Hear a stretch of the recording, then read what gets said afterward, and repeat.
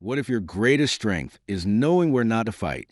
In Chapter 6 of The Art of War, Sun Tzu explores the dynamics of vulnerability and advantage. This chapter, Weak Points and Strong, dives into how to read your opponent's weaknesses and how to conceal your own.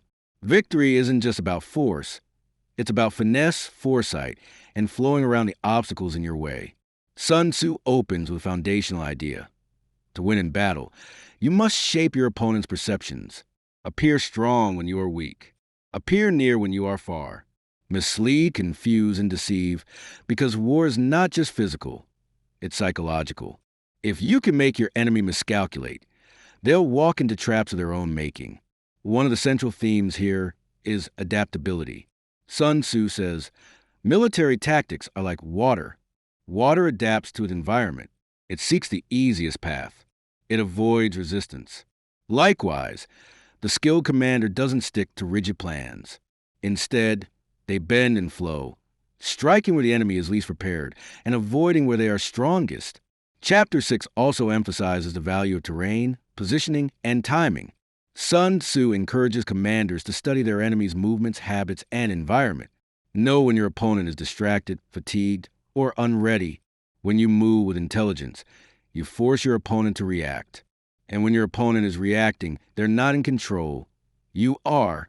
A powerful insight from this chapter is a concept of formlessness. Predictable behavior is dangerous. The moment your enemy knows your strategy, they can counter it. But if you're fluid, constantly shifting and evolving, you become impossible to pin down.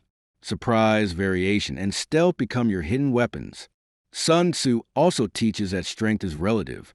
An army may appear powerful, but if it's scattered, slow, or poorly led, it has exploitable weak points. Similarly, a smaller force, well-coordinated and agile, can dominate a disorganized, larger one. The key is not size, but structure and strategy. In modern life, this chapter holds deep lessons. In business, success often goes to those who read market vulnerabilities and pivot quickly. In leadership, influence comes from subtlety, not just boldness.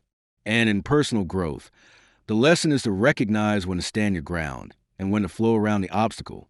Chapter 6 of The Art of War reminds us that strength isn't about brute force. It's about exploiting openings, concealing intentions, and staying adaptable. When you master the art of moving with strategy and subtlety, you control not just the battle, but the battlefield itself. If this breakdown helps shift your perspective, get ready for what's next. In Chapter 7, Sun Tzu turns his focus to maneuvering, how to lead an army through difficult terrain and outsmart the opposition under pressure. Don't forget to like this video and subscribe for more deep dive insights into the art of war. Tap the notification bell so you never miss a chapter. Which lesson from this one stuck with you the most? Drop a comment. I'd love to hear your thoughts.